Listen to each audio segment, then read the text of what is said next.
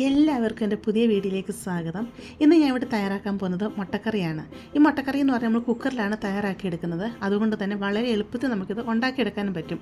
അപ്പം, ഇടിയപ്പം, ചപ്പാത്തി, പൊറോട്ട, നാൻ, കുബൂസ് ഇവിടെ കൂടെയൊക്കെ ബെസ്റ്റ് കോമ്പിനേഷനാണ് കേട്ടോ.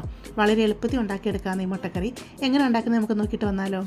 ഇവിടെ ഞാൻ കുക്കർ അടുപ്പത്ത് വെച്ച് കൊടുത്തിട്ടുണ്ട്. കുക്കർ ചൂടായി വരുമ്പോഴത്തേക്ക് 2 ടേബിൾ സ്പൂൺ എണ്ണ ഒഴിച്ച് കൊടുക്കാം.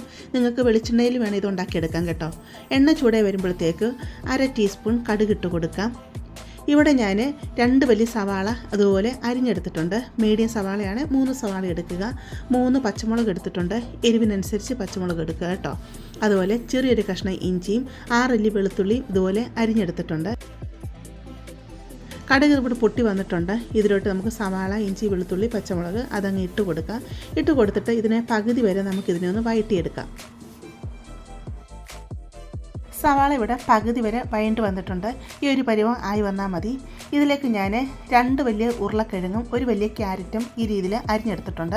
ഉരുളക്കിഴങ്ങ് ഈ രീതിയിലാണ് അരിഞ്ഞെടുത്തിരിക്കുന്നത്. ഒത്തിരി വലിയ പീസായിട്ടല്ല കേട്ടോ. ക്യാരറ്റും ചെറിയ പീസായിട്ട് തന്നെയാണ് അരിഞ്ഞെടുത്തിരിക്കുന്നത്. അത് നമുക്ക് ഈ കുക്കറിലോട്ട് അങ്ങ് ഇട്ട് കൊടുക്കാം.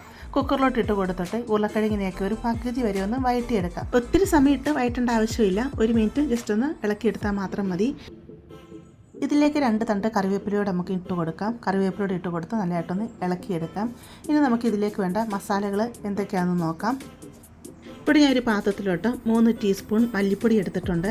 അതുപോലെ 1/4 ടീസ്പൂൺ മഞ്ഞൾപ്പൊടി, 1/2 ടീസ്പൂൺ കുരുമുളക് പൊടി, അതുപോലെ 1 ടീസ്പൂൺ ഗരം മസാല ഇത്രയും എടുത്തിട്ടുണ്ട്. അത് നമുക്ക് ഈ കുക്കറിലോട്ട് ഇട്ട് കൊടുത്ത് നല്ലതായിട്ട് ഇളക്കി മല്ലിപ്പൊടിയുടെയൊക്കെ പച്ച സ്മെല്ല് മാറുന്ന വരെ നല്ലതായിട്ട് ഇതിനെ അങ്ങ് മിക്സ് ചെയ്ത് കൊടുക്കാം. പൊടികളൊക്കെ നല്ലതായിട്ട് മൂത്ത് വന്നിട്ടുണ്ട്. ഇതിലോട്ട് വലിയൊരു തക്കാളി അരിഞ്ഞെടുത്തതാണ്, അത് ഇങ്ങോട്ട് കൊടുക്കുകയാണ്. തക്കാളി ഇട്ട് ജസ്റ്റ് ഒന്ന് മിക്സ് ചെയ്ത് കൊടുക്കാം. തക്കാളി മെൽറ്റായി വരിക അങ്ങനെയൊന്നും വേണ്ട. ഇതിലോട്ട് ഇനി ആവശ്യത്തിനുള്ള വെള്ളം ഒഴിച്ച് കൊടുക്കാം. ഞാനിവിടെ 1.25 കപ്പ് വെള്ളമാണ് ഒഴിച്ച് കൊടുക്കുന്നത്. വെള്ളം ഒത്തിരിയായിട്ട് അങ്ങ് കൂടി പോകരുത് കേട്ടോ. അപ്പോൾ ലാസ്റ്റ് ആകുമ്പോൾ കറി ഒത്തിരി അങ്ങ് ലൂസായി പോവും. അന്നേരം പിന്നെ ടേസ്റ്റും കാണത്തില്ല. അപ്പം ഞാനിവിടെ 1.25 കപ്പാണ് ഒഴിച്ച് കൊടുത്തിരിക്കുന്നത്. ഇതിലോട്ട് ഉപ്പിട്ട് കൊടുത്തിട്ടില്ലായിരുന്നു. അതുകൊണ്ട് ആവശ്യത്തിനുള്ള ഉപ്പും കൂടി ഇട്ട് കൊടുത്ത് നല്ലതായിട്ട് ഇതിനെ മിക്സ് ചെയ്ത് കുക്കർ അടച്ച് വെച്ചൊരു 3 വിസിൽ വരുത്തിച്ചെടുക്കാം. ഉരുളക്കിഴങ്ങ് ക്യാരറ്റൊക്കെ നല്ല രീതിയിലൊന്ന് വെന്ത് കിട്ടണം. അത് നമുക്ക് വിസിൽ അടുപ്പിച്ചെടുക്കാം. കുക്കർ വിസിലെല്ലാം അടുപ്പിച്ചെടുത്ത് അതിൻ്റെ ഗ്യാസെല്ലാം പോയി വന്നിട്ടുണ്ട്. കുക്കർ നമുക്ക് തുറന്നു നോക്കാം. നല്ല രീതിയിൽ ഉരുളക്കിഴങ്ങും ക്യാരറ്റെല്ലാം ഇവിടെ വെന്ത് വന്നിട്ടുണ്ട്. ഞാൻ പറഞ്ഞില്ലേ, ഇതിൽ നിന്ന് വെള്ളം നല്ലതായിട്ട് ഇറങ്ങി വന്നിട്ടുണ്ട് കേട്ടോ. കണ്ടില്ലേ, ഇത്രയും വെള്ളം ഇപ്പോൾ ഉണ്ട്.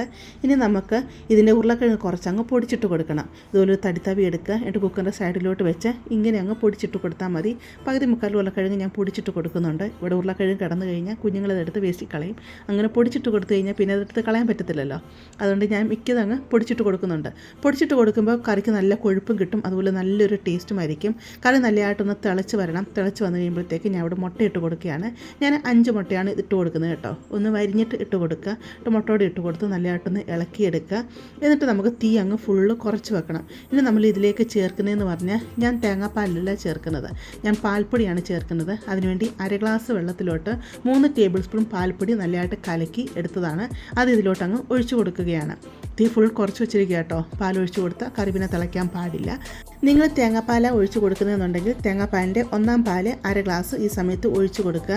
തേങ്ങാപ്പാലിൻ്റെ പൊടി ഇട്ട് കൊടുക്കുന്നതെന്നുണ്ടെങ്കിൽ അത് 1/2 ഗ്ലാസ് വെള്ളത്തിൽ കലക്കിയിട്ട് 3 ടേബിൾ സ്പൂൺ ഇട്ട് ഇത് കലക്കി ഒഴിച്ച് കൊടുക്കുക കേട്ടോ. പിന്നെ നിങ്ങൾക്ക് 2ാം തേങ്ങാപ്പാൽ ഉണ്ടെന്നുണ്ടെങ്കിൽ വെള്ളത്തിന് പകരം അത് ഒഴിച്ച് കൊടുക്കാവുന്നതാണ് കേട്ടോ. അപ്പോൾ കറിക്ക് കുറച്ചുകൂടി ടേസ്റ്റ് കിട്ടും. ഇപ്പോൾ കറി കണ്ടില്ലേ, നല്ല തിക്കായിട്ട് വന്നിട്ടുണ്ട്. ലാസ്റ്റ് ഇതിലോട്ട് കുറച്ച് മല്ലിയിലയും കൂടി ഇട്ട് കൊടുക്കാം. മല്ലിയിലൂടെ ഇട്ട് കൊടുത്ത് നല്ലതായിട്ട് ഇളക്കി തീ ഓഫ് ചെയ്ത് നമുക്കിത് ഉപയോഗിക്കാവുന്നതാണ്. നല്ല ടേസ്റ്റുള്ള അടിപൊളി ഒരു കറിയാണ് കേട്ടോ. അപ്പം നിങ്ങൾ തയ്യാറാക്കി നോക്കുക. അടിപൊളി ടേസ്റ്റാണ്. നിങ്ങൾക്കിത് ഇഷ്ടപ്പെടുകയാണെങ്കിൽ ചാനലൊന്ന് സബ്സ്ക്രൈബ് ചെയ്ത് സപ്പോർട്ട് ചെയ്യുക. അതുപോലെ നിങ്ങൾ ലൈക്ക് ചെയ്യുക. നിങ്ങളുടെ ഫാമിലിയോട്ട് ഫ്രണ്ട്സിലോട്ടൊക്കെ ഇതൊന്ന് ഷെയർ ചെയ്ത് കൊടുക്കുക കേട്ടോ. നമുക്കിനി ഒരു പുതിയ വീഡിയോ ആയിട്ട് അടുത്ത ദിവസം കാണാം.